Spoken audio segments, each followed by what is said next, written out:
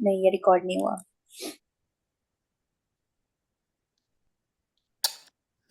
Doctor फलफिशा से मिलता जुलता एक लेक्चर डॉक्टर सरूर का भी है। मैंने एक दो दफा मैं सुनने लगी हूँ, मैंने बीच में ही छोड़ दिया है। तो पढ़ लो ना, उसको सुन लो ना, और भले वो भेज दो हमें, क्योंकि ये तो एक डॉक्टर सरूर का तो भेज दो प्लीज, इसमें ग्रुप में भेज दो। और ढूंढना पड़ता है, फिर उसमें टाइम लगता है। प्लीज अगर किसी के पास है तो। पोस्टमार्टम एम्बोलिज्म का है, नहीं डीब्रीफिंग है उसमें, पोस्ट ऑप पेशेंट है, हाँ, ओवेरियन इसको सर्जरी वाला इसमें ग्रुप, पेशेंट। हाँ ग्रुप में भेज दो। और इसका ना प्रमोलिम्बाजम का टॉक्स भी भेज दो जो है ना। वो तो नहीं है मेरे पास, देयर इज मैंने नो जस्ट इसके। Talk on pulmonary embolism. आपकी गाइडलाइन जो वीटी की 2 है ना, उधर से ही आपको पल्मोनरी एम्बोलिज्म पढ़ना है। और इस अच्छा सिनेरियो को हम ठीक है रिपीट मैडम। कर लेते हैं।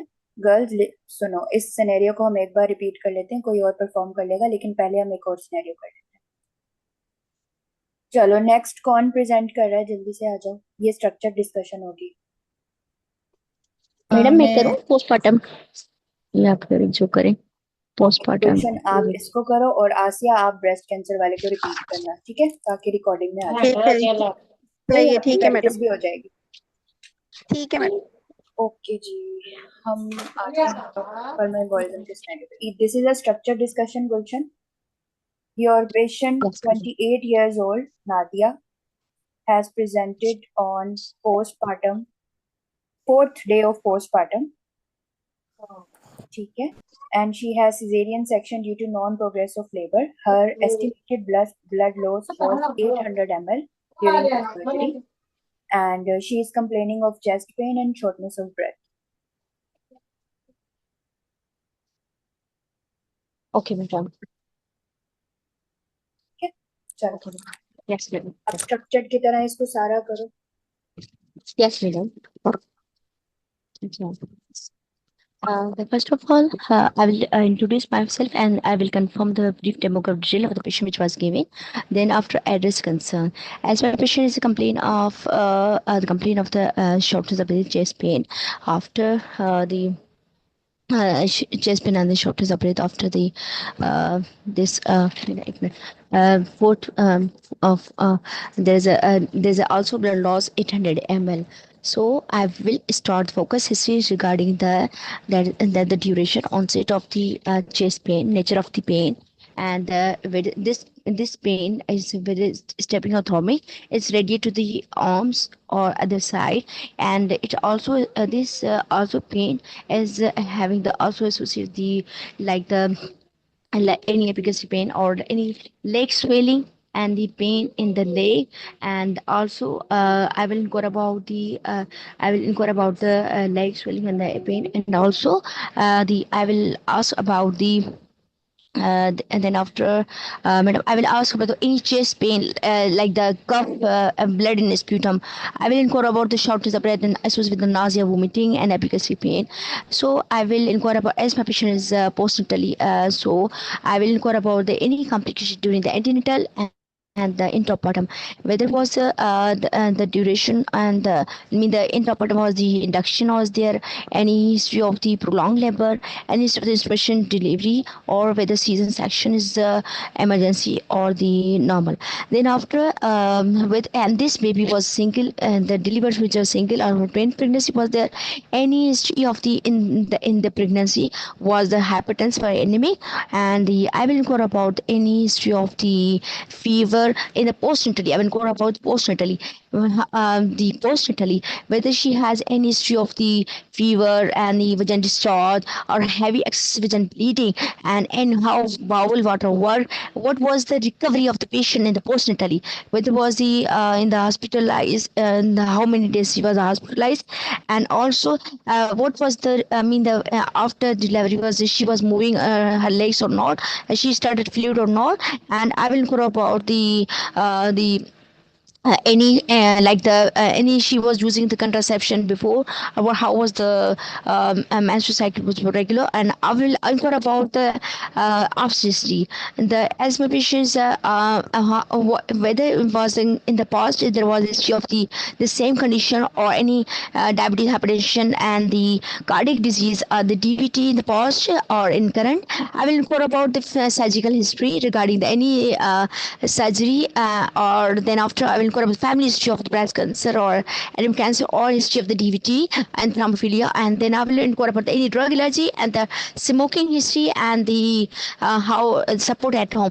Then after I will examine my patient that I will see the general look of the patient, whether she's oriented or the unconscious only or semi unconscious. Then after I will check the vitals.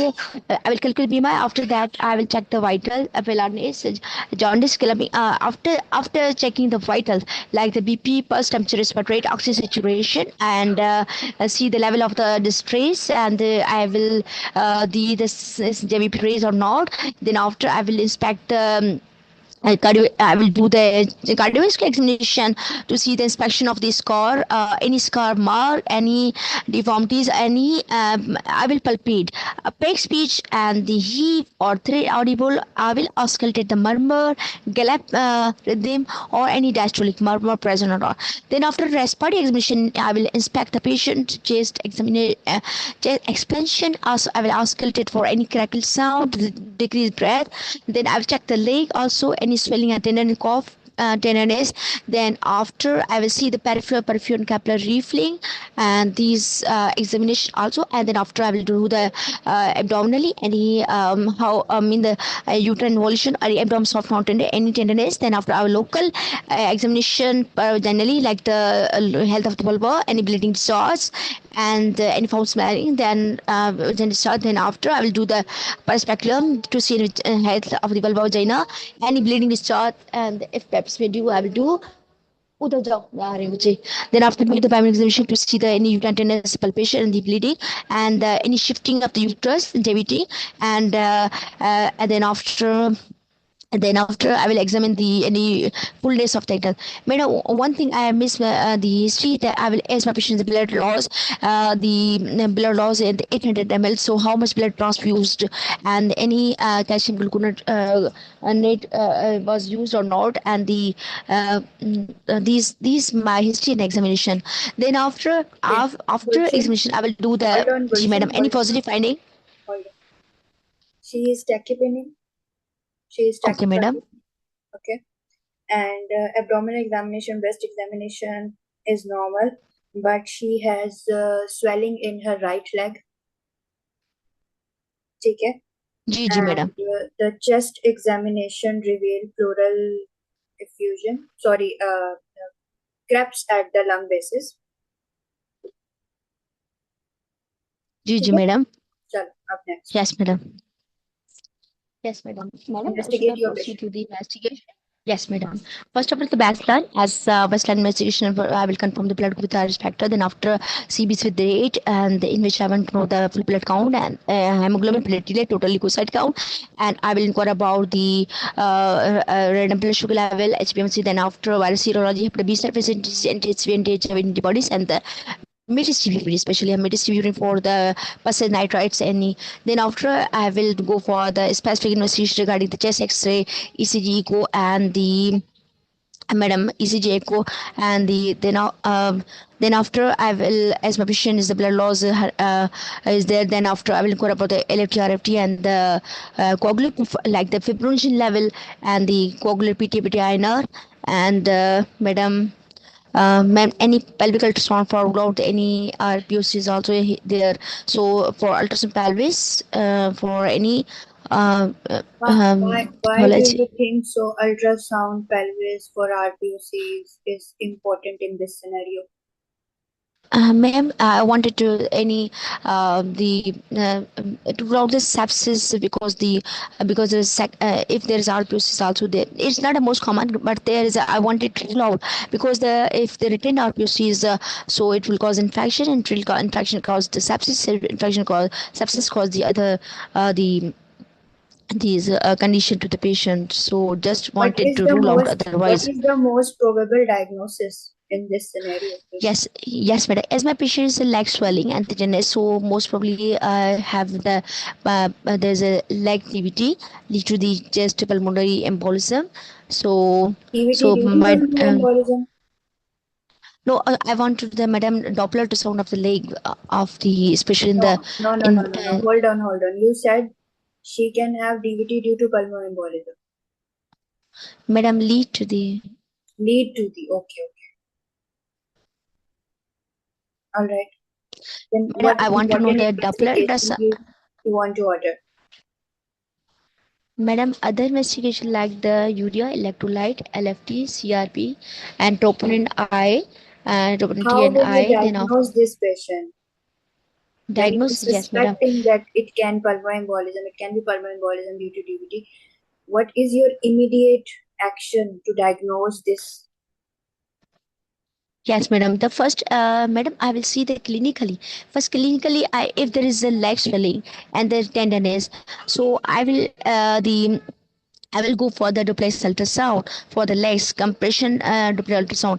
If there is a Doppler ultrasound, confirm that it is there is a DVT is present. So I will start the low molecular. If there is no present, then I will go for the if there is no, I will confirm. I will perform the if for example if there is a no DVT in the legs ultrasound or not no in the clinical is not confirmed that is a DVT. So I will go um, for confirmation the DVT. So I will go for the VQ or the CTPA, because if there is a if the X-ray chest is madam the normal, I will go for the VQ. Otherwise, if chest X is abnormal, then I will go for the madam the The CTPA. chest Then X-ray showing if it's pulmonary effusion, clear, bilateral if you and pulmonary madam, effusion.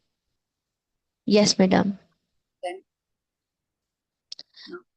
Madam, this is the madam pulmonary embolism, because that patient lead to the she has a shortness of breath and clear effusion, and there is a crackle sound is there.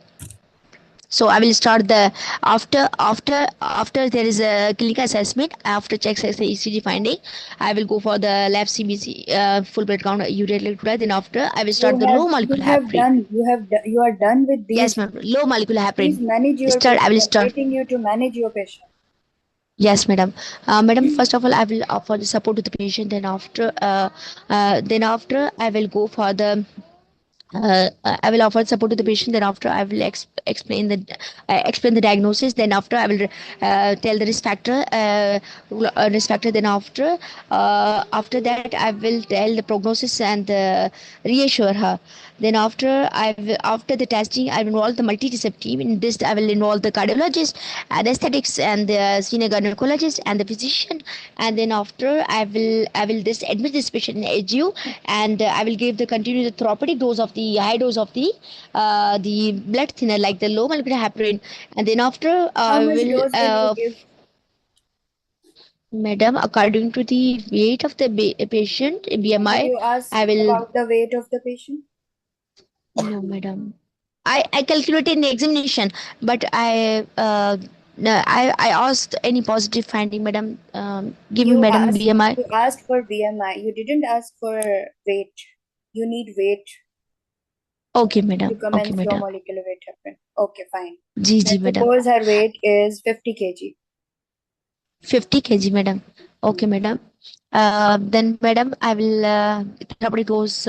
Madam, I will give the enoxaparin. How Madam, much? um, madam, as the 40. Uh, enoxaparin 40 to 40 and no 60 mg BD, because therapeutic dose is the 2 times we have to give.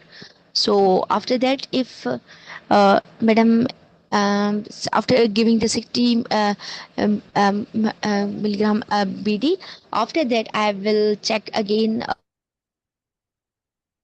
the Doppler ultrasound after leg again repeat within the 3 hours. Then after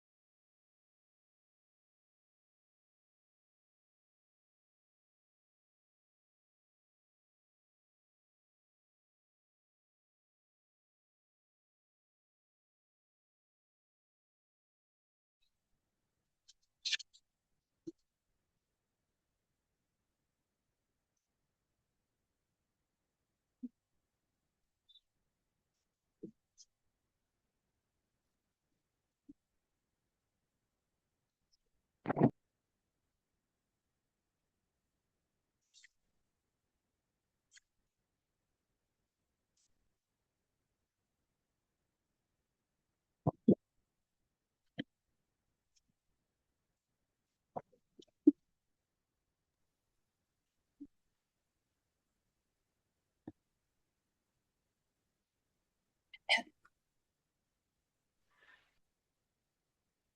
hello madam. Ji,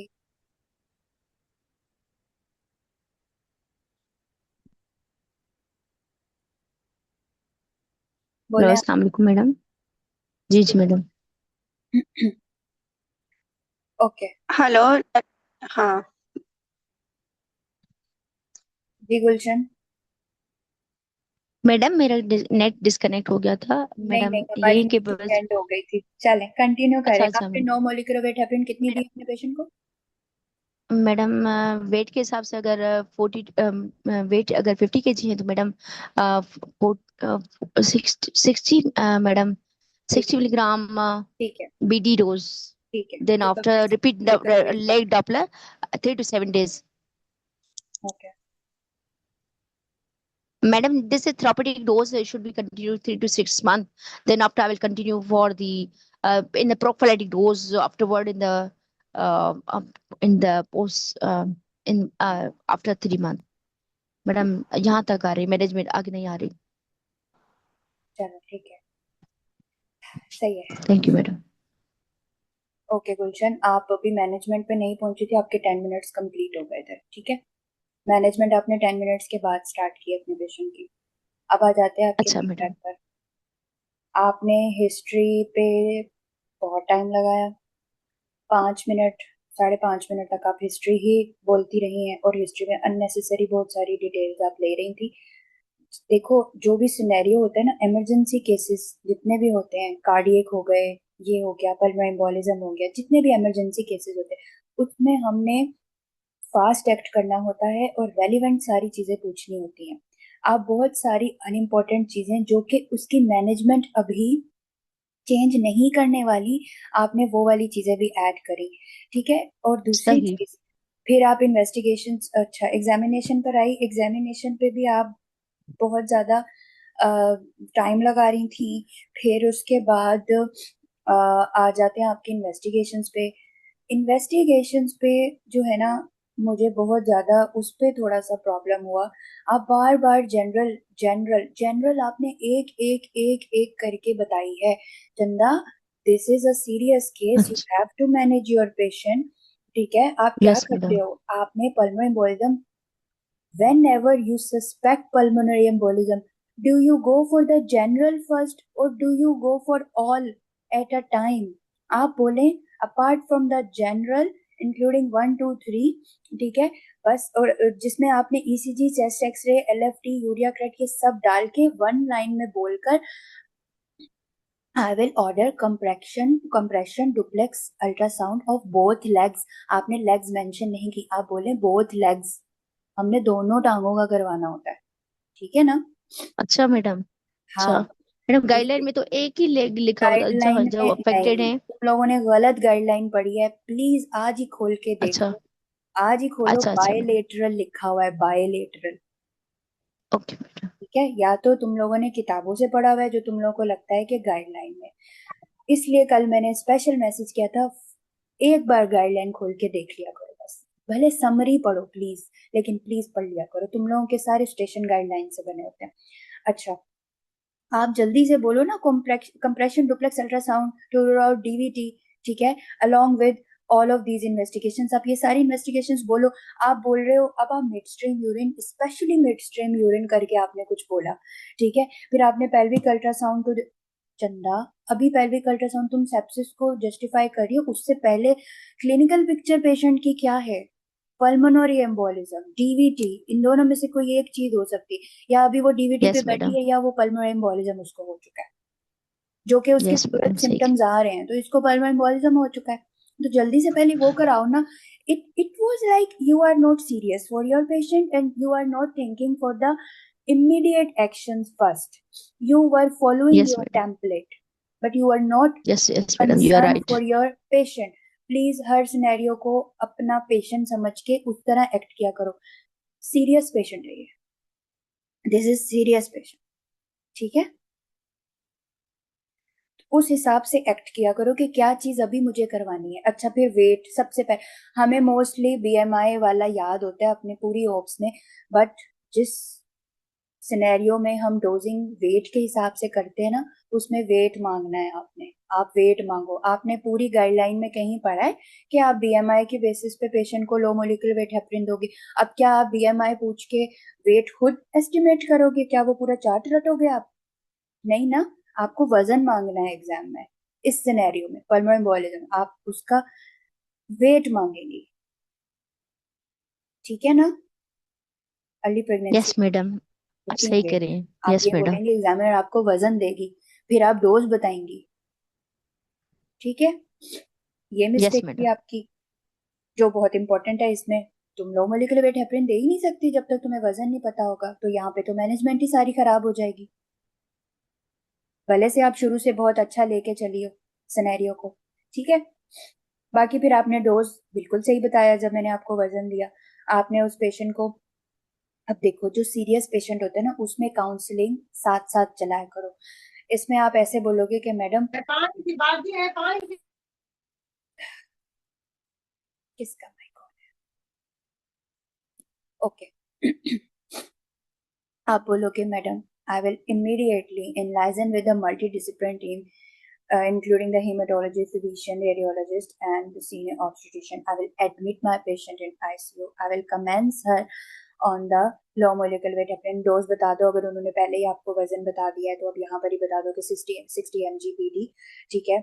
And along with this, I will counsel my patient about the diagnosis and its implication. ठीक है? समझ आई? Yes madam, बहुत अच्छा बताया, बहुत शुक्रिया आपका। थोड़ी सी आपको समझ आई इन चीजों की कि कैसे करना है? फिर आपने ये बिल्कुल सही बताया कि 3 महीने तक उसका चलेगा। उसके बाद जब 3 महीने तक चलता है ना, पेशेंट रिजॉल्व हो जाता है जब, तो फिर उसकी वीटी रिस्क असेसमेंट होती है दोबारा, उसकी बेसिस पे फिर हम उसको कंटिन्यू कराना है नहीं कराना, उस हिसाब से फिर हम चलते हैं। मैक्स जो होता है वो 3 मंथ्स तक ट्रीटमेंट चलता है, फिर ब्रिजिंग होगी, बीच में ही ब्रिजिंग हो जाएगी। जैसे ही पेशेंट का ये एक्यूट इवेंट स्टॉप हो जाएगा तो आप फिर ब्रिजिंग स्टार्ट कर दोगे वार्फेरिन से। अब आप मुझे ब्रिजिंग भी बता दो, क्योंकि एग्जामिनर पूछ लेगी जैसे ही आप ब्रिजिंग का नाम लेंगे। कैसे ब्रिजिंग करेंगे गुलशन? मैडम मुझे तो नहीं आ रहा, ब्रीजिंग चलो आसिया से करवाऊंगी नहीं मैं आ ब्रिजिंग। जी मैडम। अच्छा अब मैडम ब्रिजिंग कैसे करेंगे? कि मैडम आप सिनेरियो देंगी या ब्रिजिंग बताऊं? मैं आपको सिनेरियो दे रही हूँ। रुको जरा, आपको ये वाला पास्ट, ये हमारा पास्ट का है जो 2025 मई में आया था मैडम ना, हाँ, वो मुझे करना है दोबारा, वो जो अभी आपने करवाया था एमआरसीओजी वाला। वो आपको करना है। तो अब कोई और कर ले जल्दी से, हमारा एफसीपीएस का पास्ट वाला। आ जाओ जल्दी से, कौन कर रहा है? हादिया, जवेरिया, हादिया, इतनी सारी नई लड़कियां हैं, ये कोई भी प्रेजेंट नहीं डॉक्टर करता। पलविशा, कौन सा करना है अब? टॉपिक तो पता है ना, बस मैं सिनेरियो दे रही हूँ आपको, ठीक है? Are you up? जी जी बताएं। Okay. A 32 weeks pregnant patient, para 3, presented to emergency department with low grade fever and shortness of breath, ठीक है? Her BMI is 34. Along with this, इस पेशेंट को लेग स्वेलिंग भी थी, राइट लेग 32 स्वेलिंग भी थी। हाँ, 32 वीक्स प्रेग्नेंट, एज नहीं लिखी हुई, ठीक है? अच्छा 35 अच्छा, years old। प्रेग्नेंट है। हाँ, 35 years old patient, para 3, gravida 4, para 3, has presented in emergency department at 32 weeks of hmm. gestation amenorrhea with low grade fever, ठीक है? right leg swelling and shortness of breath, ठीक okay है? her BMI is 34. Okay. As a structure discussion करना है या हमने case short case करना है? This is a structured discussion. अब मेरा first ओके। question है, what is your differential diagnosis? Madam, my differential diagnosis are, first is like right leg cellulitis, and it can be the pulmonary embolism, or it can be the myocardial infarction, or carditis. Okay. Anything else? Cellulitis, shortness of breath or fever, and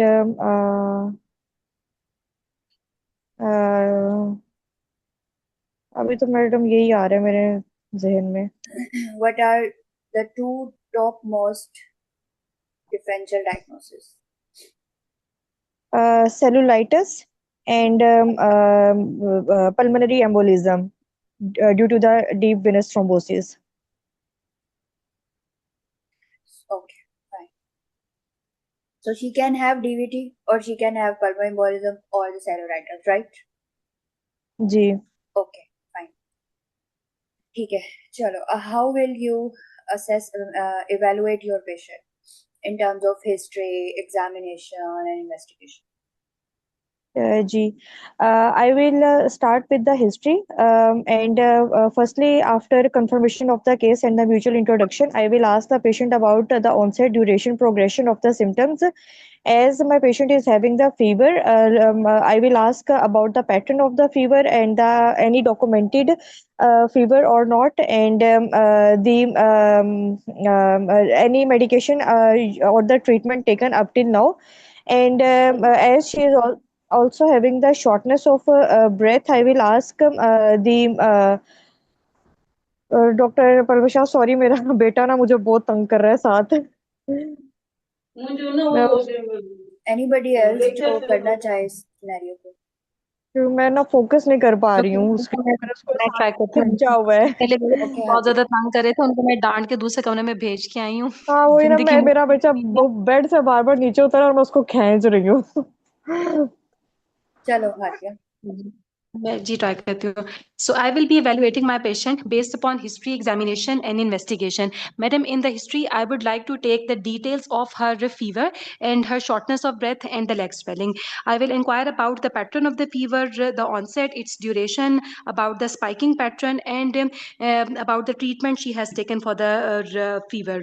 Then I will ask about the shortness of breath. Was it sudden or gradual? Any history of palpitations, dizziness, tachycardia, and difficulty in performing the daily routine activities. Any history of the hematymics intake or any history of what was her hemoglobin in the past booking tests.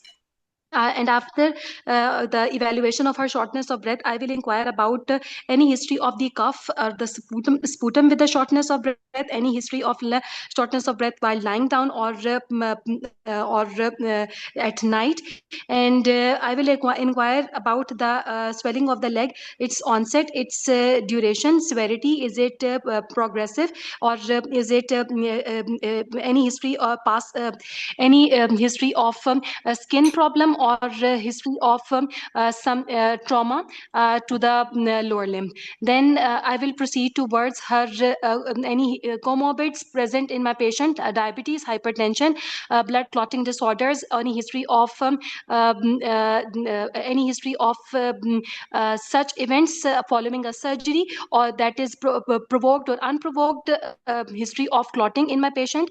And I will inquire my patient any family history of clotting disorders or history of antithrombin 3 deficiency or protein C or S deficiency. And I will inquire my patient past obstetrical history, since she is para 3, about her mode of deliveries or any intrapartum antenatal or postnatal complications, any history of surgeries, or any history of such events in the following the surgery. And I will ask my patient about her socioeconomic status, drug allergies, or how is her support at home. Madam, and then I will proceed towards the examination. I will assess the general look of my patient. I will check my patient weight and height, and then calculate her BMI. I will check my patient vitals, especially her pulse rhythm and its rate, and her blood pressure, her respiratory rate, and then I will look for the sign of the pallor, jaundice, and cyanosis. I will look for the JVP, is it raised or not. Then I will perform the systemic examination starting from the chest auscultation for the presence presence of any added heart sounds, or her apex B will be palpated, and then I will be auscultating her lungs for the basal crepes. Madam, then I will do her per abdominal examination. I will assess her symphysiofundal height corresponding to the dates or not lie is what is her lie, and the fetal heart sound will be checked. And then, madam, I will do her local leg examination for the presence of any edema or any comparison of the two legs for the tenderness and for erythema or any local changes. Then, madam, I will proceed towards the investigations. In after doing the Hold on, baseline Nadia. investigation, Hold on. She is tachycardic, she has tachypnea, and you didn't ask for oxygen saturation, but it's 94. And okay, madam. her chest examination is normal, JVP is normal, but on her pulmonary examination, there are basal cracks at the lung basis, and her abdominal OBS examination is normal, and her local examination revealed there is a difference of 4 centimeter between both calves. Her right leg is Okay. more swollen, and it is red. Her line- It is red. Okay, madam. Madam, I will, in the management, I will take it as an emergency. I will admit my patient and will keep my patient in a high dependency unit. I will start oxygen inhalation, will start monitoring, will inform the multidisciplinary team that include a senior gynecologist, an intensive cardiologist, and a hematologist, and a radiologist. I will be counseling my patient to explain the situation and get my patient calmed down, and I will proceed towards the management. Along with that, I will be sending her investigations. That will be her along with the baseline investigations. I will be doing her chest X-ray. I will be sending her chest X-ray, echocardiography, ECG, and if there is any findings on the chest X-ray, I will be planning her CTPA, and along with that, I will be doing compression duplex for the lower limbs. Ultrasound compression duplex for the lower limbs, and I will be monitoring my patient. I will start oxygen inhalation. I will monitor the intake output record and attach the cardiac monitor for the pulse and the ECG monitoring, and ECG monitoring, and based upon the clinical findings, I will be starting my patient on unfractionated heparin. That those will be decided Hold on, based upon the Nadia. patient. Hold on. Don't you think so? You want to know the findings of examination investigations you ordered before managing this? Yes, patient? madam. I said since this is an emergency, my patient's saturation is falling, so I will be managing my patient along with doing the investigations. I Chest would like to know the X-ray. findings. Chest X-ray has shown pleural effusion. Okay, madam. Madam, any positive finding on the echocardiography or ECG? ECG is normal. Echo is not done. Echo Do you not done. want any other Okay, madam. investigation now? Madam, any TROP-T or pro-BNP done? Not done. Okay, madam. What is the finding of the compression duplex ultrasound dual limb? It is positive for DVT. Okay, madam. I will proceed with the management of the DVT, and I will be starting my patient on anticoagulation. I will be vigilantly deciding the dose based upon my patient's weight, and this will be given in the ICU and in the ICU, and it will be continued throughout the delivery. And patient will be the aim of the treatment is to control my patient symptoms and prevent the further coagulation and the thrombus traveling to the other areas, and to do the fetal monitoring. In the fetal monitoring, we will be doing her CTG daily, and we will be prescribing her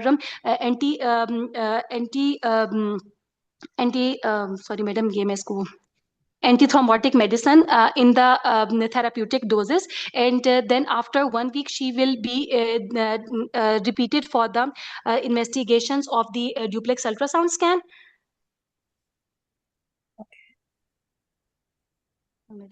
Let's suppose your patient has stabilized. Now, how will you take her pregnancy onward? She's at 32 weeks right now. Okay, madam. She will be advised for the regular antenatal follow-up on 1 weekly basis, and she will be kept on the anticoagulation therapy throughout the pregnancy in the therapeutic doses, with close monitoring of the close monitoring of the levels. If she is given low molecular weight heparin, we will be monitoring her anti-factor 10 and it will be kept between 0.8 to 1.2 international unit per unit, and she will be counseled for this continuation of the therapy and to be compliant with the therapy, because she is at increased risk of developing the similar episode again, and during and throughout this she will be also given vitamin D and calcium because of the risk of the osteoporosis and the thrombocytopenia. And I will be managing my patient in Luzon with a multidisciplinary team, and she will be taken as close to the term as possible. And if my patient has all previous vaginal delivery, she will be counseled to have a normal vaginal delivery, and her anticoagulation will be stopped 24 hours if she has to undergo a cesarean section, and 12 hours if she has to undergo for a normal vaginal delivery. She will also be counseled she will also be given the steroid cover for the fetal lung maturity if there is any risk to the maternal compromise or to the fetal compromise, and we have to plan a premature delivery for the patient. And एक minute, Hadia, hold on. She is at 32 weeks now. When are you aiming to give her steroid while you are taking her to the term? Madam, I will give it right now, and after this, I will try to prolong the pregnancy by 37 completed weeks, and I will be planning a planned delivery for my patient since my patient is on anticoagulation. So you are giving your patient steroid considering that she can go into preterm labor? Yes, madam. She just in a case of every other pregnancy, there is a risk of getting your patient enter into a preterm labor based upon any other complication. So I will be giving my patient the chance of not having the added complication of the fetal prematurity, and along with that, I will be planning a planned delivery for my patient. Okay. How will you plan her time आपका up हो गया लेकिन अब continue करते हैं. How will you plan her delivery? Madam, does she have all previous normal vaginal delivery? Yes.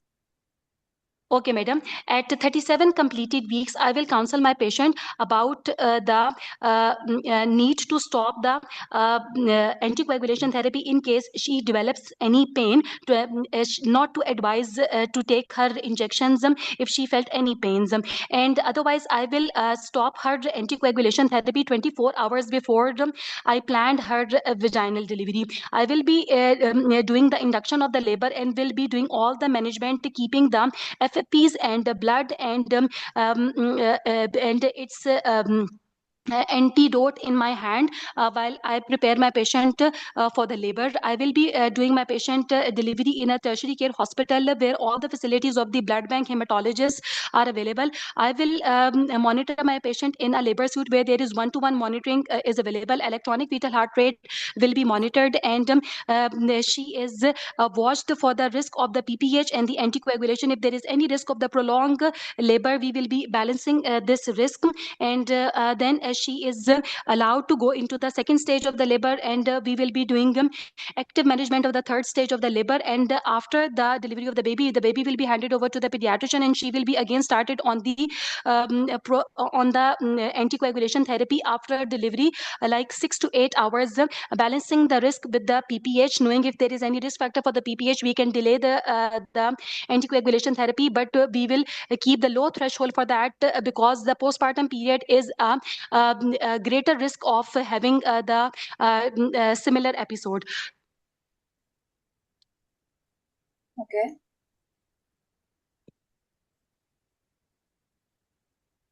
Madam, should I? हाँ. Yes, madam. After the delivery, we will be starting her anticoagulation. And since my patient has been given the anticoagulation after the 32 weeks of gestation, she will be advised to continue it at least 6 weeks, and then she will be called and evaluated again based upon her history, examination, and investigations for the further continuation of the anticoagulation therapy. And in this, we will be doing the bridging of the injectable anticoagulation with with the oral. This will be done with the warfarin because it is cheaper and it is easy to be taken by the patient. In this, we keep the patient on the injectable and we start the tablet warfarin 5 milligram and we keep monitoring her INR. Once it is between 2.5 to 3.5, we can stop the injectable anticoagulation and continue patient on the warfarin, and this warfarin is monitored weekly on the INR levels.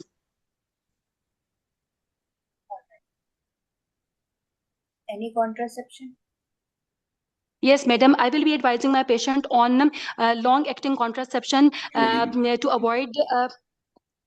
Hello, madam, आवाज आ रही है आपको? आ रही है बोलो. जी जी, madam, I will be advising my patient a safe and long-acting contraception for the prevention of the pregnancy. She will be advised to take the to continue the breastfeeding, and there is no contraindication to do the breastfeeding with warfarin. Okay, very well done Hadiya, माशाल्लाह, बहुत अच्छा बताया और हर चीज को justify बहुत अच्छे तरीके से किया. चलो अब आपके फीडबैक पे आ जाते हैं. आपने हिस्ट्री बहुत अच्छी ली, सारी ली, लेकिन आप एंटीनेटल हिस्ट्री उसकी अप टिल 32 वीक्स भूल गई. पास्ट ऑप्स आपने ले ली, लेकिन 32 वीक्स तक कोई इवेंट जी जी हुआ वो आप भूल गई. ठीक है जी मैडम.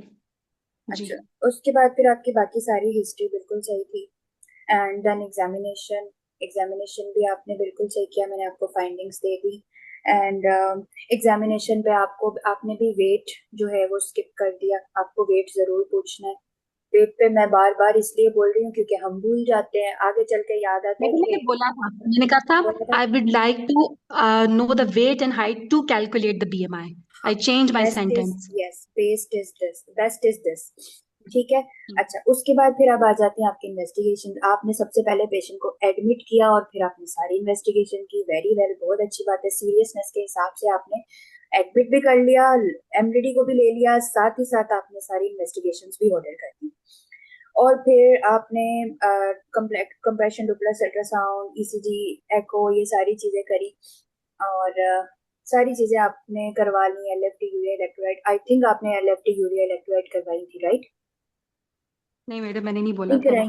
ये बहुत इंपॉर्टेंट है. ये इसलिए इम्पोर्टेंट है क्योंकि आपको एंटीकोगुलेशन देने से पहले आपको उसके liver function test, kidney function test, ये सारे करवाने हैं. ठीक है ना? अच्छा, एक और चीज जो मुझे हाईलाइट करनी है, किसी ने यहाँ पे सीटीपीए लिखा था. हादिया से जब मैंने पूछा कि इसकी फाइंडिंग, इसने मुझसे कंप्लेक्शन डुप्लेक्स अल्ट्रासाउंड की पूछी, तो मैंने इसको बता दिया it is positive for DVT.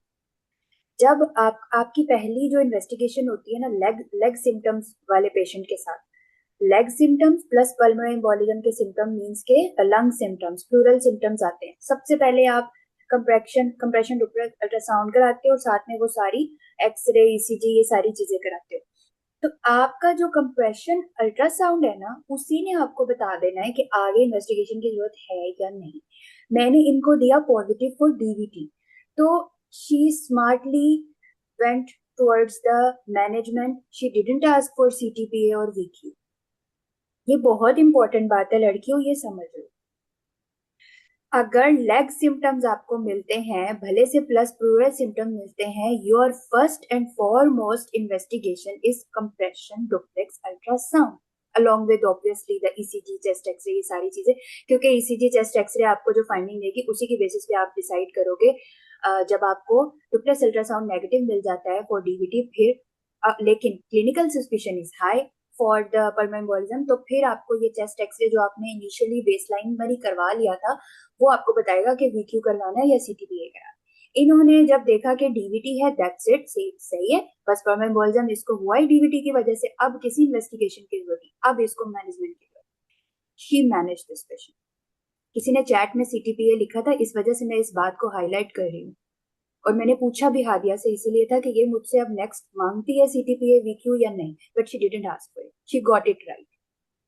Important point इस सिनेरियो का.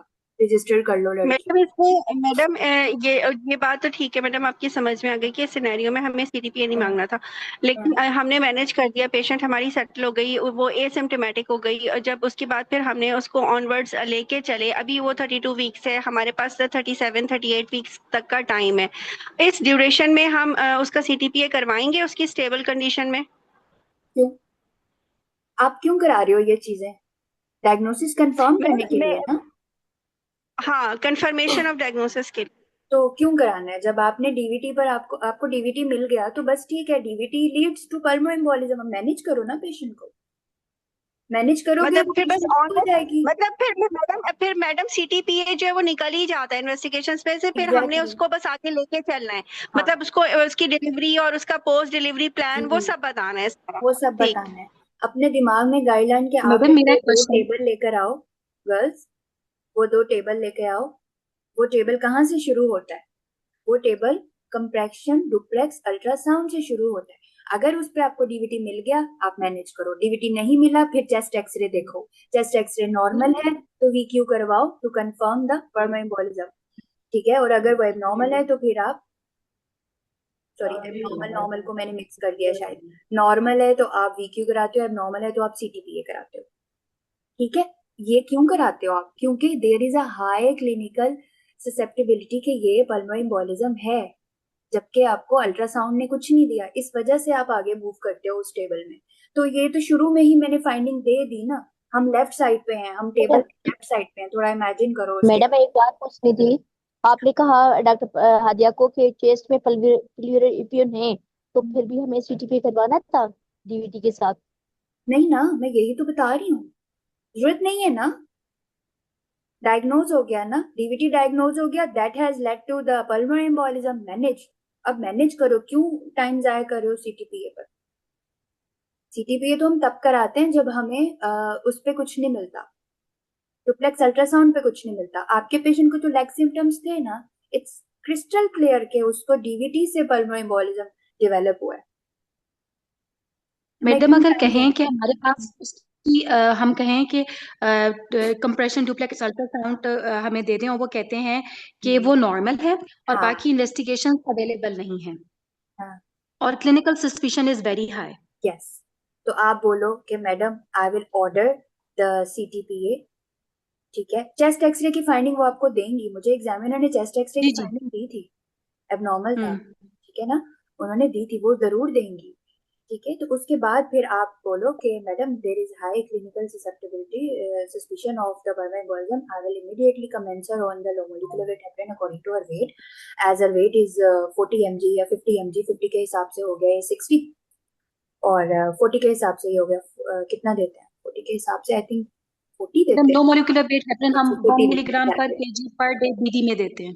हाँ जी, अब बीडी वाला कर लो या ओडी वाला कर लो, आपकी मर्जी, वैसे बीडी वाला ज्यादा सही है।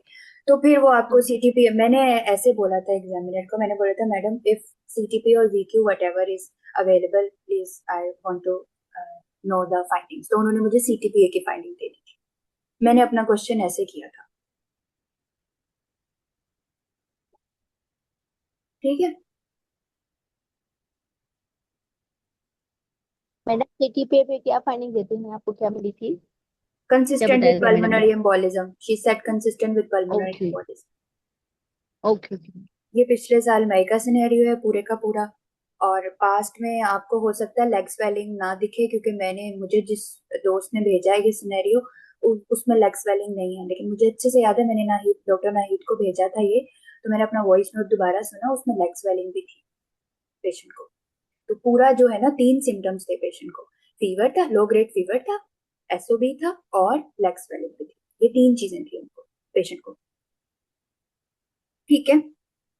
इसके बाद मैंने कुछ नोट किया है हादिया, मुझे कुछ चीजें आपको हाईलाइट करानी है। लो मोलिकुलर वेट हेपरिन जब आपने पेशेंट को स्टार्ट करा दी ना, इसके साथ आप बोल दें कि I will counsel my patient about the red flag signs of the low molecular weight heparin side effects, ठीक है, वो इजी ब्रूजिंग और वो सारी चीजें बता दो, ठीक है। और एंटी टेने हादिया, यू सेड आप एंटी टेने से मॉनिटर करोगे, हम सब पेशेंट्स को एंटी टेने से मॉनिटर नहीं करते। I hope you know the 3 indications of monitoring the patient with anti-tannin.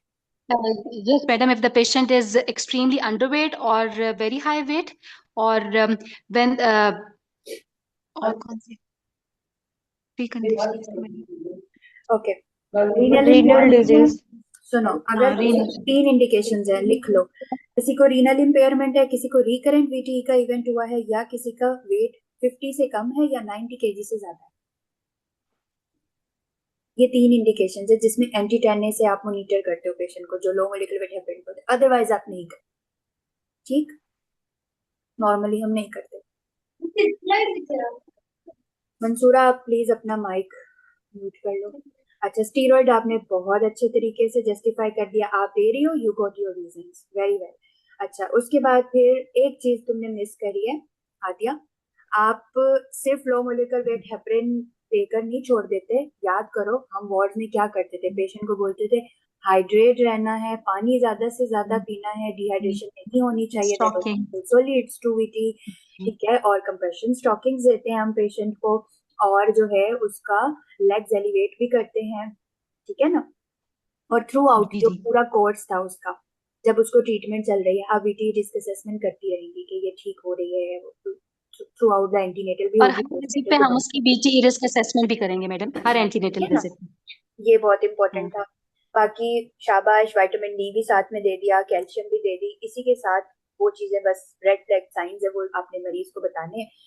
ठीक है, वो बताओगे, साथ ही तो ये बताओगे ना कि मैं डी और कैल्शियम क्यों शुरू करा रही हूँ, क्योंकि हड्डियों पे इससे असर पड़ता है। फिर डिलीवरी की बात आती है। डिलीवरी आपने बहुत अच्छे तरीके से जस्टिफाई कर दी कि अगर उसकी एनवीडी होगी तो फिर आपको पता होना चाहिए कि 2 ऑप्शंस है, मैं मरीज को 2 ऑप्शंस दूंगी। आया वो अगर लेबर में जाती है, जैसे ही उसको पेन स्टार्ट हो वो अपना इंजेक्शन स्टॉप कर देगी, नेक्स्ट डोज नहीं लेगी। दूसरा तरीका जो बेस्ट है वो ये है कि मैं उसको इंड्यूस करूं ताकि low molecular weight heparin control में रहे, in my control. We can easily manipulate the low molecular weight heparin when patient will be admitted for the induction, हमारे हाथ। ठीक है, 2 चीजें आपने ये दोनों चीजें ही बता दी। ठीक है, लेकिन ये खैर पेशेंट को आप ऑप्शन ऐसे करके कर दो कि madam there are 2 options, I will give my patient both options. ठीक है, उसके बाद फिर आ जाओ पोस्टमार्टम पे, वो भी आपने उसको रिस्टार्ट भी कर दी, आपने ब्रीजिंग भी कर दी। एक चीज ये बता दो साथ के, both I will tell my patient that breast feeding का भी बताओ कि शी कैन ब्रेस्ट फीड। बहुत इंपॉर्टेंट है, पोस्टमार्टम में दोबारा वीटी रिस्क असेसमेंट भी कर ली, और I will counsel my patient that low molecular weight heparin as well as warfarin both are safe in breast feeding, she can easily breast feed. ठीक है, I will in the immediate postpartum period I will discuss her with her about the contraception। ये सारी चीजें आपने खुद बतानी है, आपसे पूछनी ना पड़े। तीन ही तो चीजें हैं जो पोस्टमार्टम टाइम में हमने करनी होती है। ठीक है ना, चलो ये हो गया। और इसमें अच्छा मैडम, एक चीज बताएं, जब ये पेशेंट नेक्स्ट टाइम प्रेग्नेंट होकर आएगी, अब जिसमें प्रीवियस डीवीटी हुआ था जो अनप्रोवोक्ड था, अब इसमें हमने कब से क्या कहते हैं इसको देनी है मुझे पहले स्कोर एंटीकोएगुलेशन बताओ, नेक्स्ट? इसका स्कोर बताओ। मैडम मैंने ना बिल्कुल भी नहीं तैयारी की हुई है, मैंने पता नहीं अपनी लास्ट अटेम्प्ट की ये गाइडलाइन खोल के देखी हुई है, मुझे तभी 3 बजे पता लगा था कि आज टॉपिक क्या है। मुझे एग्जैक्ट नहीं याद, मैं इसकी स्कोरिंग नहीं अच्छी कर सकती, मुझे जैनब, नहीं। पहले मुझे जी जी। स्कोर बताओ, फिर बताना कि कब तक दोगी। पहले तो मुझे स्कोर बताओ, तुमसे एग्जामिनर ने 4 स्कोर होगा ना? मैक्सिमम स्कोर होता है, ये मुझे याद है। 4 है। मैडम 3 तो है ही है, इसका 3 से तो ज्यादा ही होगा। अनप्रोवोक्ड जिसको वीटी हुआ है। प्रोवोक्ड है। हाँ। ठीक है ना, मैडम अगर 3 स्कोर होता है, 3 स्कोर होता है तो अगर किसी सर्जरी की वजह से होता तो ये 3 होता है इसका score, but this is due to pregnancy event. अगर प्रीवियस, हाँ जी, अगर प्रीवियस हिस्ट्री है डीवीटी की तो वो तो स्टार्ट से ही ये स्टार्ट तो हो इसका जाती है 5 12 बन वीक गया से। ना, अब आराम से 4-5 हो जी, गया इसका ये आराम से। प्रीवियस हिस्ट्री है जी। ठीक है ना, और फिर ऑब्वियसली उसमें उस प्रेगनेंसी के भी सारे आ जाएंगे, उसका वजन आ जाएगा, बीएमआई आ जाएगा, सारी चीजें आ जाएंगी। तो फिर आप इसको तो शुरू से ही स्टार्ट करा दोगे from the first trimester prophylactic, लेकिन प्रोफाइलेक्टिक डोज। अच्छा, आप उस प्रेगनेंसी में इसको प्रोफाइलेक्टिक डोज देंगे हाँ एंड जी, थ्रू आउट द प्रेगनेंसी हाँ देंगे। जी, हाँ जी। अभी तो थेराप्यूटिक दे रही हो ना।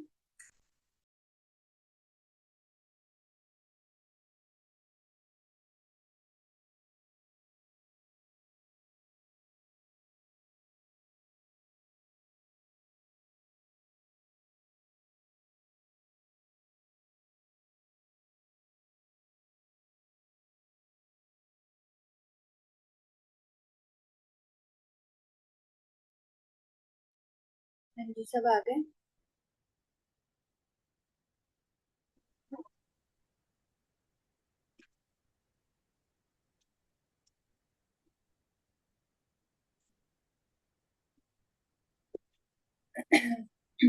अच्छा, इस सवाल में ना, इस सिनेरियो में एक और सवाल था एग्जामिनर का कि is there is any role of surgery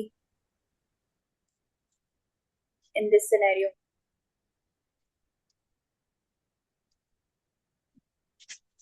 madam surgery of what? For pulmonary embolism, VT event जो ये हुआ है, इसमें सर्जरी का कोई रोल है? No. And the reason? Madam अभी तो पेशेंट प्रेग्नेंट है, she is antenatal, she is 32 weeks. और अभी हमारा एम ऑफ मैनेजमेंट यही होना चाहिए कि हमको उसको एसिम्प्टोमेटिक करना है।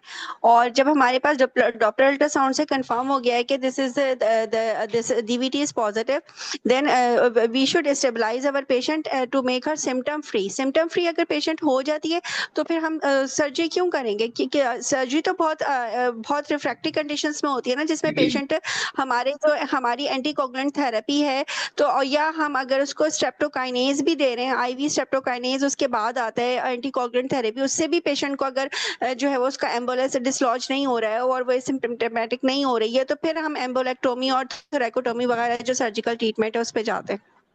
यही आपका आंसर होगा। पहले आप बताओगे मैडम इट डिपेंड।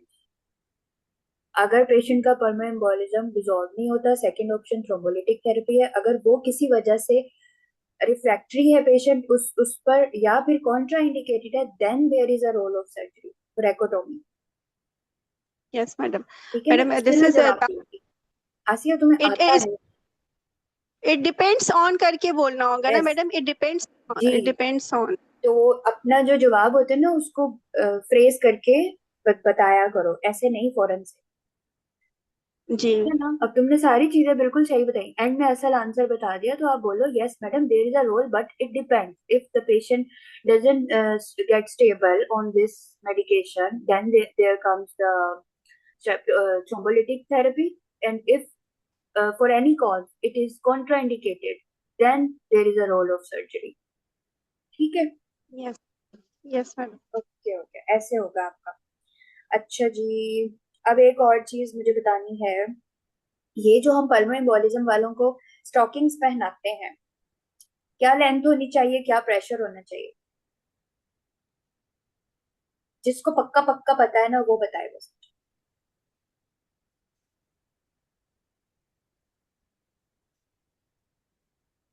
आदिया, ये सिनेरियो नहीं है, आपके ही सिनेरियो का क्वेश्चन था कि सर्जरी का कोई रोल है इस सिनेरियो में, वो डिस्कस किया, एग्जामिनर ने पूछा था ये। हाँ जी, नहीं पता? एनीबडी? चलो, बिलो नी लेंथ होनी चाहिए कंप्रेशन स्टॉकिंग्स की, और एंकल प्रेशर जो है वो more than 23 mm of Hg होना चाहिए। मैडम ये दोबारा से रिपीट कीजिएगा। कंप्रेशन स्टॉकिंग्स की लेंथ बिलो नी होनी चाहिए, और जो उसका प्रेशर है, एंकल प्रेशर, वो more than 23 mm of Hg होना चाहिए। ठीक है?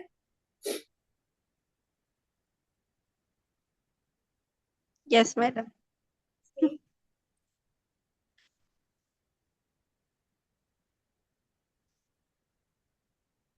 ये क्वेश्चन हो सकता है क्योंकि गाइडलाइन में से ये सारे सवाल बनाए हुए हैं एग्जामिनर ने, तो ये इन पर भी क्वेश्चन हो सकता है। अच्छा, अब मुझे कोई ये बता दो कि अगर आप अपने पेशेंट को एक्यूट इवेंट में आई, एंड ये तो पेशेंट आई थी ना, 32 वीक्स पर आई थी, and she was kind of stable, collapsed नहीं थी।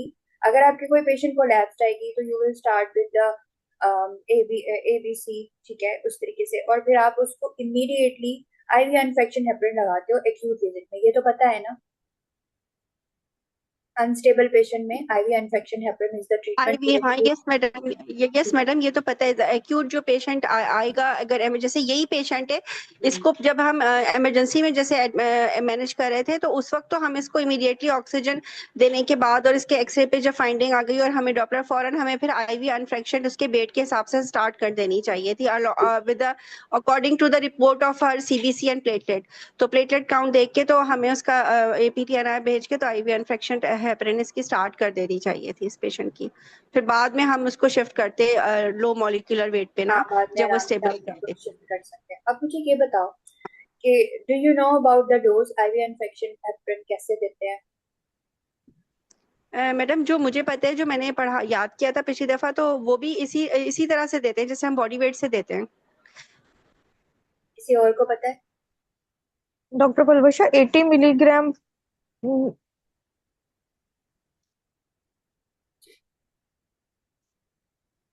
अच्छा, ठीक है, मैं बताती हूँ। इसको आप पहले लोडिंग डोज देते हो 80 यूनिट्स पर केजी। ठीक है, लोडिंग डोज के बाद फिर आप इसको आईवी इन्फ्यूजन देते हो madam, loading dose is 80 units पर केजी। पर केजी। पर केजी, तो मैडम, अगर पेशेंट का वेट 60 केजी है तो ये तो बहुत ज्यादा हो जाती है। हाँ। इवेंट भी तो देखो ना, एम्बोलस है पूरा, उसको तोड़ना तो नहीं। मैडम फिर जो हम अब तो फिर मैडम उसको हम जो हमारे पास हेपेरिन आती है जो हम आईवी के लिए यूज करते हैं, हम अनफ्रैक्शन यूज करते हैं, तो हम उसकी क्या इन्फ्यूजन बनाते हैं? हाँ जी, क्योंकि बाद में यूनिट्स तो बहुत इन्फ्यूजन। जी, इन्फ्यूजन इन्फ्यूजन बनती है।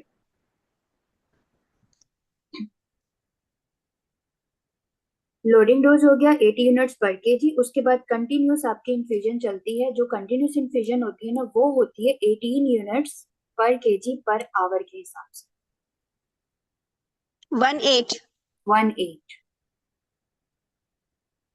ठीक है। ठीक है मैडम। और अगर आपके पेशेंट ने पहले से लो मोलिकुलर वेट हेपरिन लिया हुआ है, जैसे पहले वाला एक सिनेरियो था जिसमें पेशेंट लो मोलिकुलर वेट हेपरिन पर थी लेकिन उसको पर्मोएम्बोलिज्म हुआ, तो फिर आप लोडिंग डोज ओमिट कर देते हो, जस्ट आप इन्फ्यूजन चलाते हो।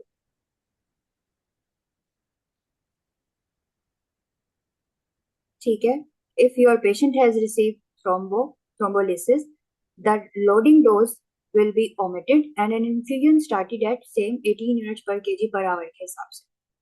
अब ये जो आप इन्फ्यूजन चलाते हैं ना, इसको फिर मैडम, एक और आपने बात पूछनी डोज। थी कि क्लिनिकल प्रैक्टिस में बोलो आसिया, बोलो। सॉरी डॉक्टर पलवशा, आप पहले बोले, मैं बाद में पूछ लूंगी। ठीक है। अच्छा, उसके बाद फिर आप इसको मॉनिटर करते हो पेशेंट को जो इन्फ्यूजन पे होते हैं एपीटीटी से। इन्फ्यूजन वाले पेशेंट को एपीटीटी से मॉनिटर कर रहे होते हो। ठीक है। जब आपने लोडिंग डोज दिया है ना, मैं ये स्क्रीनशॉट शेयर कर दूंगी गाइडलाइन का। लोडिंग डोज दिया, उसके 4 से 6 घंटे के बाद आप उसका एपीटीटी रिपीट करवाते हो। और उसकी जो रेंज होती है ना, वो 1.5 to 2.5 होनी चाहिए। अगर तो वो उतना आता है, फिर आपने डोज के साथ छेड़ाछाड़ी नहीं करनी होती। अगर ऊपर नीचे आता है तो फिर डोज जो है वो चेंज होता है। अब वो मैं डोजेज आपको नहीं बताऊंगी, टेबल देख लेना, वरना तुम लोग कंफ्यूज हो जाओगे। बस बेसिक कॉन्सेप्ट दे रही हूँ। एक्यूट इवेंट में आपने दिया IV infection heparin initial treatment for the massive pulmonary embolism. ठीक है, क्योंकि ये रैपिडली इफेक्टिव होता है। ठीक है, और आप इसको इजीली एडजस्ट कर सकते हो। लोडिंग डोज 80 यूनिट्स पर केजी दिया, उसके बाद आप 18 यूनिट्स 18 यूनिट पर केजी पर आवर इन्फ्यूजन में कंटिन्यूस इन्फ्यूजन चलाते हो। और आप 6 घंटे के बाद जो है आप उसका एपीटीटी रिपीट करवाते हो। उसकी जो थेराप्यूटिक रेंज है वो 1.5 to 2.5 होती है। अगर तो यही आती है रिपीट कराने पे, तो हमने डोज चेंज नहीं करना होता, बस वही चल रहा होता है। ठीक है। और अगर ऊपर नीचे आता है तो फिर वो टेबल में शेयर कर दूंगी, देख लेना कितने डोज बढ़ाने कितने नहीं। वैसे उसकी डिटेल में मत जाना, इतना नहीं आपसे पूछेंगे। लोडिंग मेंटेनेंस वाला ही बता दोगे बहुत है, तब तक आपकी बेल बज जाएगी। डॉक्टर पलवशा, एक क्वेश्चन था। हाँ जी। अगर यही पेशेंट 32 के बजाय 37 पर आता है तो फिर हम इसे direct IV yes, unfractionated start yes करते ना? जी। टर्म के करीब और आता है तो अब आपके पास टाइम नहीं, अब आप उसको आईवी इन्फेक्शन टाइम नहीं होता ना, हाँ डायरेक्ट फिर आईवी करना। और मैडम इसमें मैडम जब ये अगर हमारे पास पेशेंट लाइक थर्ड टर्म पे आ रही है और हम इसको डायरेक्टली आईवी, तो फिर उसमें हमारे पास मोड ऑफ डिलीवरी अगर सिजेरियन है या मोड ऑफ डिलीवरी हमारे पास जो है वो नॉर्मल, मतलब इन पेशेंट्स में हम इंडक्शन देते हैं या डायरेक्ट सिजेरियन करते हैं और आईवी से उसको मॉनिटर करते हैं ड्यूरिंग द लेबर? देखो, जो आपका मोड ऑफ डिलीवरी है ना वो चेंज नहीं होता, वो पेशेंट के ऑप्स इंडिकेशन पर ही डिपेंड करता है। आपकी सिर्फ आईवी इन्फेक्शन हेपरिन का 6 घंटे का डिफरेंस है, 6 घंटे का है। आप आईवी इन्फेक्शन हेपरिन बस 6 घंटे पहले स्टॉप कराते हो डिलीवरी से, नॉर्मल डिलीवरी है या सीजर है, दोनों से 6 घंटे पहले। ये नाइस अच्छा की मैडम, गाइडलाइन में लिखा हुआ है, मैं शेयर सही। कर दूंगी। एक और मैडम फिर जब जी, आफ्टर डिलीवरी और आफ्टर सिजेरियन अगर अगर लेट सपोज के पेशेंट ने डिलीवरी में या सिजेरियन में एपिड्यूरल लिया है तो फिर क्या करते हैं उसको? एपिड्यूरल आप पहले तो जब पेशेंट ने डोज लिया उसके 4 घंटे तक तो आप एपिड्यूरल रिमूव नहीं करते। फिर जब आप रिमूव करते हो तो उस एपिड्यूरल रिमूव करने के 12 घंटे तक आप लो मोलिकुलर वेट हेपरिन नहीं देते हो, यू वेट, उसके बाद स्टार्ट कराते हो। ठीक है। मेरे में कौन कंडीशन होती है जिसमें वेरी हाई रिस्क होता है, तो हम क्या कहते हैं एपिड्यूरल कैथेटर को इन सीटू रहने देते हैं और हाँ after 6 hours removal we give anticoagulation. वो हाँ मुझे हमेशा बड़ा कंफ्यूज करता है। यार, वो मुझे ना उसका रेफरेंस अभी याद नहीं आ रहा कि ये कहाँ लिखा हुआ है, लेकिन इन गाइडलाइंस में हाँ, ये वाली बात नहीं लिखी हुई। तो मेरा तुम लोगों को मशवरा यही है कि एग्जाम में ना सिर्फ ये पूछा जाएगा कि तुम लोगों को प्लान के हिसाब से पता है कि कब स्टॉप करना है, कब रीस्टार्ट करवाना है, ठीक है। और अगर वो आ गई है लेबर में तो तब फिर तुम क्या दोगी? अगर पहले तो तुम असेस करोगी पेशेंट, जैसे आदिया आपकी पेशेंट थी, आपने एडवाइस कर दिया कि आ जाना, तुम्हें इंड्यूस करेंगे। रियल में क्या होता है, इंडक्शन वाली डेट से पहले ही वो लेबर में आ जाती है ना, मल्टी वाली। जब वो लेबर आपके एग्जामिनर आपको स्नैप दे देगी वो तो आ गई लेबर में, तुमने तो उसको ऐसे से बुलाया था बट वो तो आ गई लेबर में। अब आप क्या करेंगी? बोलेंगी madam now the safest option I will do her risk assessment, if she needs the क्या कहते हैं anticoagulation, then I will put her on the IV infection heparin. Intraoperatively जो हाई रिस्क पेशेंट होते हैं, सीजर कर रहे होते हैं, उनमें भी तो हम आईवी इन्फेक्शन हेपरिन देते हैं जी इंट्राऑपरेटिवली। जी, हम ड्यूरिंग सिजेरियन सेक्शन स्टॉप ही नहीं करते, दे हाँ स्टिल जी, remain that on the was IV. Safest madam option. जो मिटैलिक वॉल्व वाले सीजर होते हैं, हाँ ये बात डॉक्टर नाहिद ने भी बताई थी कि जो मिटैलिक वॉल्व वाले सिजेरियंस होते हैं, क्योंकि हमारे पास जो होता है वो कह रही थी कि सिजेरियन में आप नहीं करते आईवी, क्योंकि सीजर आपको आपका जो होता है वो शॉर्ट प्रोसीजर होता है। आपका पेशेंट आधे घंटे में ओटी से बाहर आ जाता है और आप 6 घंटे बाद उसकी दोबारा जो है वो सब क्यू लो मॉलिक्यूलर, मतलब एपिड्यूरल हटाने के 12 घंटे के बाद आप उसको सब क्यू लो मॉलिक्यूलर हेपरिन दे सकते हैं। लेकिन जो नॉर्मल डिलीवरी का पेशेंट होता है और अगर वो मेटालिक वॉल्व पे है तो उसमें नॉर्मल डिलीवरी कॉन्ट्राइंडिकेटेड नहीं है। अगर वो पेशेंट लेबर में जाता है तो क्योंकि लेबर का ड्यूरेशन जो है वो 24 आवर्स से ज्यादा का हो सकता है, तो उसमें फिर उस पेशेंट को अगर 12 घंटे हो गए हैं और आपने उसकी लास्ट जो लो मॉलिक्यूलर वेट हेपरिन की डोज दी थी उसको 12 घंटे हो गए, तो उसमें उसको इन बिटवीन लेबर एक आईवी इन्फेक्शन का शॉट लगा आप सकते लगा हैं। सकते हो। और फिर उसके बाद आप उसको लेबर उसका खत्म होने के बाद डिलीवरी के बाद आप उसका जो है ना वो उसी तरह से फिर लो मॉलिक्यूलर वेट हेपरिन पे उसको या जो भी है वो ओवरलैप करके वारफेरिन पे शिफ्ट कर सकते हैं। तो ये बात मुझे ये जहां तक मुझे याद है मैंने डॉक्टर नाहिद का ये लेक्चर लिया था मेटालिक वॉल्व का, तो यही कॉन्सेप्ट मेरा उसका लेबर का और मेटालिक वॉल्व का यही बना हुआ है ना, तो मेरे ये ख्याल में बात ठीक है गाइडलाइन मैडम में ये। लिखी हुई है, ये आपकी जी वीटीई की जो गाइडलाइन जीटीजी बी है ना, ये बात उसमें लिखी हुई है, क्लियर कट लिखी हुई है। हम्म। कोई क्वेरी यहाँ तक? क्योंकि हम लोग आईवी इन्फेक्शन हेपरिन के डोजेस को इग्नोर करते हैं। अब आपका जो एग्जाम है वो वर्सेटाइल हो रहा है, आगे से आगे चीजें वो अब सब चीजें ही पूछते हैं। तो अब आप एक्सपेक्ट नहीं कर सकते कि ये पूछेंगे और ये नहीं पूछेंगे। They can ask anything if it's written in your literature, they have right to ask you and you should know everything. सही है? कोई और चीज जो करनी हो इसमें? नहीं मैडम, अच्छा हो गया। एक और चीज, ईसीजी की जो पल्मोनरी एम्बोलिज्म की फाइंडिंग है वो आपको रटी हुई होनी चाहिए। I hope you people know. हाँ मैडम, उसमें पी पल्मोनेल होती है और जो है वो पी पल्मोनेल होती है और राइट एक्सेस डेविएशन होती है। S1Q3T3 T wave inversion, right bundle branch block, ये 3 फाइंडिंग्स, इसको रट लेना, ठीक है। और चेस्ट एक्सरे सिर्फ इस वजह से भी ऑर्डर नहीं करना कि ये अब नॉर्मल होगा या नॉर्मल होगा तो मैं वीक्यू या सीटीबीए डिसाइड करूंगी। चेस्ट एक्सरे आपको अदर पैथोलॉजीज भी रूल आउट करके देगा on the basis of patient SOB and जो है वो चेस्ट पे, ठीक है। तो उसकी जस्टिफिकेशन आप देंगी, madam I want to rule out other things chest x-ray के लिए, निमोनिया, निमोथोरेक्स, इफ्यूजन, कोई फोकल, कोई ओपेसिटी हो सकती है, कुछ भी हो सकता है। मैडम वो उसमें हम कह सकते हैं कि we are excluding the causes of the breathlessness, जो हमारे ब्रेथलेसनेस की डिजीज हैं वो चेस्ट एक्सरे से एक्सक्लूड हो जाएंगी ना, ठीक है। डॉक्टर पलवशा एक दफा ये ईसीजी की फाइंडिंग्स रिपीट कर दें। S1Q3T3 T3 और P3 सना, पुरातोलैंड, और टी से ट्विंस। ठीक है ठीक है। ये जवेरिया ये ईबीएम में बॉक्स में दिया हुआ है, हाँ, ईबीएम ये ड्यूहर्ट्ज में तो हर किताब में लिखा हुआ है, यार पढ़ ले। ठीक है। इसमें और सबसे एक और ज्यादा जो आपने कॉमन मिलती है ना जवेरिया, जो कॉमन मिलती है वो टी वेव इन्वर्जन, ये 3 मिल सकती हैं आपको, लेकिन सबसे ज्यादा जो कॉमन मिलती है ना वो टी वेव इन्वर्जन मिलती है। लेकिन डॉक्टर पलवशा ये भी तो कहते हैं कि जो टी वेव इन्वर्जन होती है वो प्रेगनेंसी में नॉर्मली भी होती है ड्यूरिंग प्रेगनेंसी। क्यू वेव होती है वो, टी वेव नहीं होती, टी वेव होती है। लेकिन उसकी फिर जहाँ तक शायद मुझे लीड्स याद चेंज होती हैं। रुको मैं कंफर्म करके बताता हूँ, कार्डियक वाले चैप्टर में जाना पड़ेगा, उसमें लीड्स चेंज होती हैं। मैं भेज दूंगी नॉर्मल वाली भी और ये भी, ठीक है, ठीक है देख ठीक है। कंपेयर कर लेना, क्योंकि ये तो फौरन फौरन रटे मार के बतानी होती है ना, याद थोड़ी रहती है नॉर्मल में। चलो हमारे को पता नहीं अब कितना टाइम रह गया है। आसिया तुम्हारा तो सिनेरियो रह गया यार।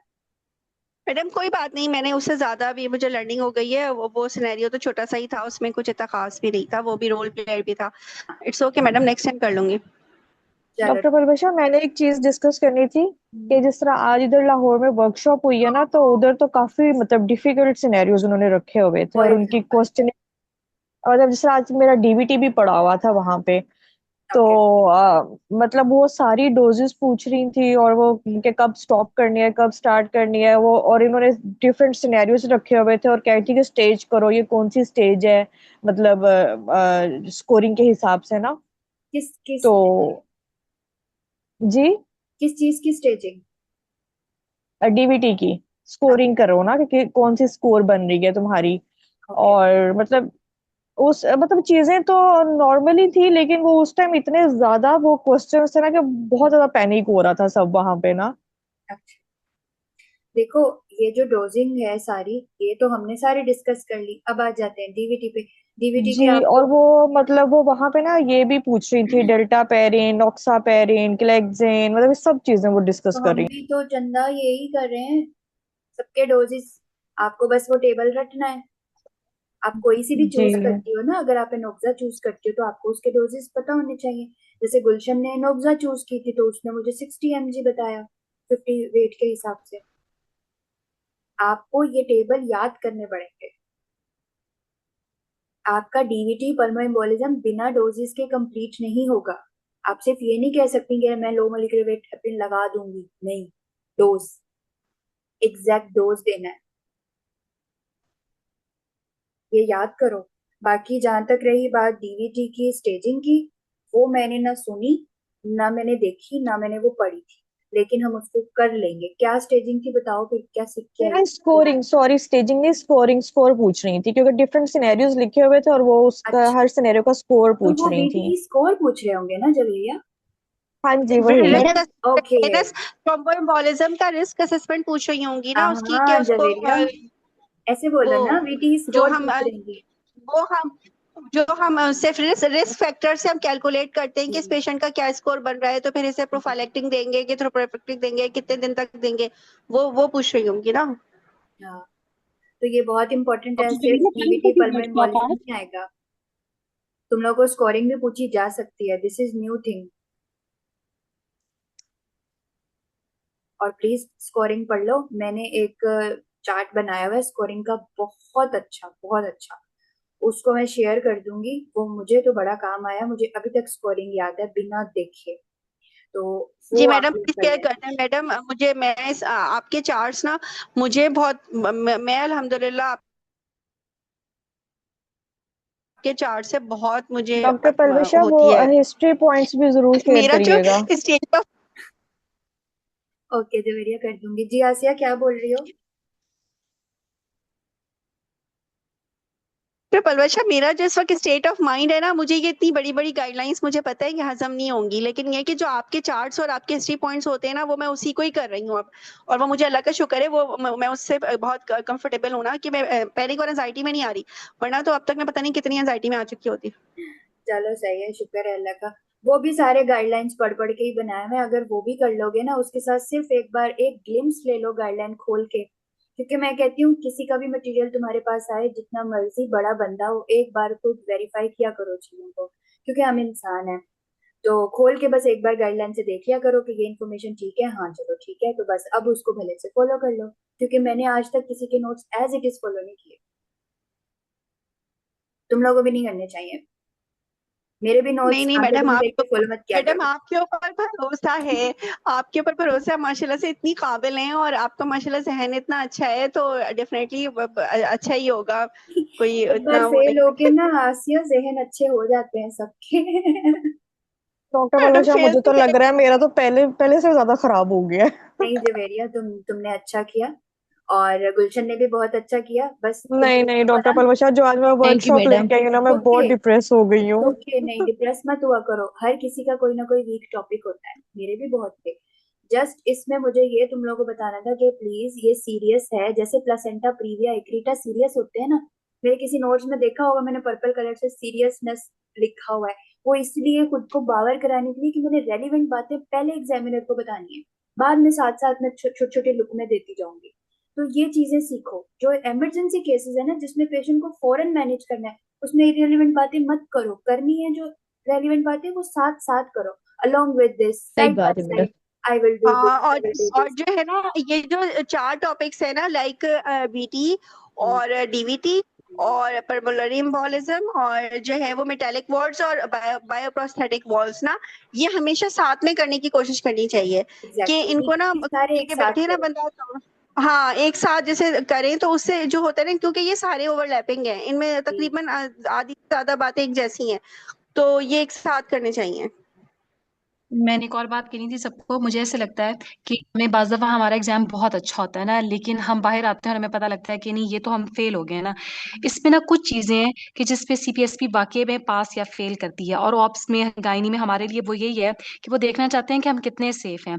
जहां पे आपको इमरजेंसी लग रही है ना, mention it there and then कि this is an emergency, yes, declare it कि भाई मैं तो बस पता नहीं क्या ही कर दूंगी कि इमरजेंसी है। दूसरे नंबर पे आपको लग रहा है कि कोई लाइफ थ्रेटनिंग कंडीशन है, तो उसको बोलें कि भाई ये वो इस पे चेक करते हैं कि आप सेफ हैं कि नहीं है। पेशेंट सेफ्टी के मार्क्स अगर आपके नहीं है ना, तो आप फेल हैं। हाँ मैडम, मेरे साथ आप यही हुआ था, मैं आपको बताइए। बताऊं मेरी स्टोरी क्या है। मेरा वाइवा ना हर स्टेशन पे बहुत अच्छा हो रहा था, और मैं बोल भी रही थी और बहुत कॉन्फिडेंट भी थी, मेरे दो एग्जामिनर्स मेरे अपने पुराने एग्जामिनर्स थे, तो मैं खुश भी बहुत थी। अच्छा, वहां पे जो सीपीएसपी का जो अपना बंदा होता है ना, जिसके पास जो है वो एक पेपर होता है, शायद उस पे वो स्कोरिंग लिख रहा होता है, पता नहीं क्या, जो मैडम बेल मार रही होती है ना, तो उन्होंने मुझसे आखिर में ना मेरा नाम 2 दफा बोला कि ये रोल नंबर किसका है और ये नाम किसका है। मैंने कहा मेरा है, तो मैं परेशान हो गई, मैंने कहा पता नहीं क्यों मुझे रोक रहे हैं। फिर कहते हैं आप रुक जाएं यहाँ पे, मैं रुक गई। फिर उन्होंने मुझे ना सारे स्टेशन मेरे चेक किए, फिर कहते हैं नहीं ये ठीक है आप जाएं, और फिर वो बंदा कहता है आप पास हैं। मैंने कहा आप ऐसे कैसे बोल रहे हैं कि मैं पास हूँ। बहरहाल मैं खुश हो गई बड़ी कि ये भी बोल रहा है पास है। मैडम मैं 59 पे रही थी, और यार वो मैं बीच वाले मतलब बंदे तो उन पे तो आप रिलाई नहीं कर सकते।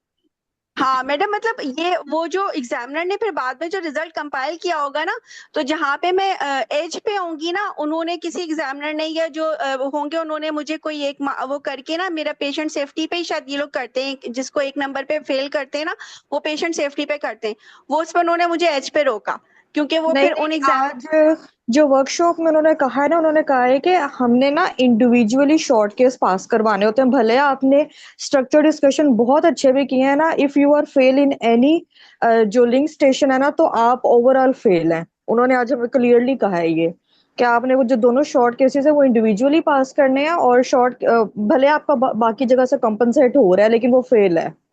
यस मैडम, यही होता है कि 60% एनी हर स्टेज पे मतलब आपको लेना है, जैसे कि हर स्टेशन पे आपको 60% पास करना है, 60%। हाँ जी, उन्होंने यही इस कहा है तरह कि है। इंडिविजुअली ही करना है आपने। अगर आप वो किसी स्पेसिफिकली अगर लिंक स्टेशन में आप फेल होना, तो आप फेल ओवरऑल। तो हाँ बस नहीं, ये फिर तो है, तैयारी ये करो, बात तो लिंक मुझे की पता है। अच्छे तरीके ये से तो है, पेशेंट्स देखो जाके। दोनों शॉर्ट केसेस तो दोनों पास करना जरूरी होते हैं, उसमें आपको मोर देन 60-70 लेना होता है शॉर्ट केसेस में। तो बस मेहनत मैडम करते आप थोड़ी रहो। सी सेफ्टी थोड़ी सी बताएंगी, सेफ्टी पॉइंट्स मतलब किस पे ज्यादा, थोड़ा सा सेफ्टी पॉइंट्स हर लाइक केस के इन हिसाब से व्हाट थोड़ा सा सेंस? बताएंगे। In what sense you are asking? Generally? अच्छा जनरल पूछ रही हो गुलशन? मैडम, पता नहीं ये कह रही है ना डॉक्टर हादिया के सेफ्टी पॉइंट्स, देखो सेफ्टी गुलशन, देखते हैं, तो सेफ्टी ये पॉइंट्स सेफ्टी किस हर क्या मतलब, सिनेरियो के डिफरेंट होते हैं ना। पहले तो जो आपकी जैसे आज की, आज के क्या होंगे, आज पता का तो क्या केस होंगे। इमरजेंसी, इट्स इमरजेंसी, इस तरह जैसे और आप डॉक्टर हादिया ने कहा कि मैं डिक्लेयर करूंगी कि इट्स इमरजेंसी। और उसको कोई मैडम नहीं एलर्जी आ तो रहा है नहीं है, तभी पूछ लो रही हूँ। मोलिकुलर वेट हेपरिन से उसको एलर्जी तो नहीं अच्छा है। उसको अच्छा मैडम। प्रीवियसली कोई ऐसा इवेंट तो नहीं हुआ स्ट्रोक का, कोई पहले वीटी तो नहीं हुआ, क्योंकि अगर प्रीवियस उसको 4 महीने में कोई इवेंट हुआ है तो फिर low molecular weight heparin contraindicated हो जाती है। There is a table of contraindications of low molecular weight heparin, that is the safety point. अगर आपके पेशेंट के रीनल फंक्शंस खराब हैं, that is the safety point, you can not go for low molecular weight heparin. ये चीजें आप history में पूछेंगी, examination तो आप सारा करेंगे अच्छे तरीके से। फिर आ जाएंगे इन्वेस्टिगेशन। इन्वेस्टिगेशन में जो renal function test, liver function test, this is the safety point before commencing your patient on low molecular weight heparin। ठीक है? और आपने कमेंट्स कर दी, फिर आपने रेड फ्लैग साइंस पेशेंट को बताया कि लो मोलिकुलर वेट हेपरिन से ये चीजें होती है, अगर आपको आए तो you will report these symptoms to me, this is the okay safety madam. Point. ठीक है? अच्छा डिहाइड्रेशन यस मैडम। नहीं होनी चाहिए पेशेंट को। फर्दर वीटी के इवेंट बचाने के लिए हमने जो जो एक्शंस लेने हैं और बताने हैं, this is the safety point. ठीक हो गया? हर सिनेरियो के डिफरेंट सेफ्टी पॉइंट्स हैं। बहुत शुक्रिया मैडम। ठीक है? आई होप सारी चीजें इस टॉपिक से रिलेटेड क्लियर हो गई हैं गर्ल्स। अब कल मैडम आपके एक हैं बात ठीक। पूछ रही थी, हाँ ये जी। पेशेंट, डॉक्टर ये जो परवैशा, पेशेंट है जो आपने डॉक्टर परवैशा, ये जो हादिया ने सिनेरियो किया है ना, मैं इसका ना आपको स्ट्रक्चर डिस्कशन जो है ना वो भेजूंगी, तो आप हाँ वो प्लीज सुन लीजिएगा और मुझे फीडबैक दे दीजिएगा। हाँ हाँ, वॉइस कर देना। जी गुलशन, आप कुछ पूछ रही थी? यस मैडम, एक आखिरी सवाल पूछना था कि ये जो कार्डियक वाली पेशेंट पल्मोनरी, इसमें सेकंड स्टेज को शॉर्ट करने के लिए हमें इंस्ट्रूमेंट का लफ्ज यूज करना था या नहीं? वैसे जरूरत नहीं है, इट्स नॉट इंडिकेटेड, जरूरत नहीं है। Okay madam. हम्म। और बाकी ये है कि वीटी की स्कोर का मैं पिक्चर दोबारा शेयर करती हूँ, उसको पढ़ना, समझ आ जाए तो ठीक है, नहीं समझ आए तो अगली क्लास में हम कल जो है ना उसको डिस्कस कर लेंगे। This is very important. ये इसने जवेरिया ने बहुत अच्छा आइडिया दिया कि सिनेरियोज आ सकते हैं आपके एग्जाम में, जैसे थायराइड के यस मैडम, कल करवाइएगा, यही कल करवाइएगा स्कोरिंग के लेकिन लिए तुम ना। लोग यार पढ़ के एंटीनेटल आओगे अलग दूसरा, स्कोरिंग होती है, पोस्ट, हाँ हाँ मैं, हाँ हम पढ़ के आएंगे इंशाल्लाह मैडम, बिल्कुल। वो पूरा टेबल अच्छे तरीके से पढ़ के आना। जी जी मैडम। मैडम ये एंटीनेटल भी होते हैं, पोस्ट नेटल भी, यही है ना कि दोनों, स्कोरिंग उसके माइनर आप मेजर? दोनों जी जी गाइडलाइंस मैडम। के सिर्फ टेबल्स और समरीज भी पढ़ लेना, तो आप बहुत यस अच्छे मैडम। तरीके से पास हैं इस सिनेरियो। जी जी मैडम। चलो, जजाकल्ला। कल डोमेस्टिक वायलेंस है, कल डीडैक की काउंसलिंग है, डीवी की काउंसलिंग है, और कल एक और था, क्या था, पर्पिरल साइकोसिस। ये 3 चीजें हैं कल। पोस्टमार्टम साइकोसिस। मैडम ठीक है, कल बस टाइम पे क्लास शुरू हो जाएगी ना, तो ये सारे हम कल करेंगे, और ये फिर ये वीटी की स्कोरिंग भी करेंगे एंड में इंशाल्लाह। हम वीटी की स्कोरिंग करेंगे। ठीक है? चलो ओके, मैं नोट शेयर कर दूंगी अपने। जी मैडम, प्लीज। ओके जी, ओके, अल्लाह थैंक यू। हाफिज, अल्लाह हाफिज। अल्लाह हाफिज।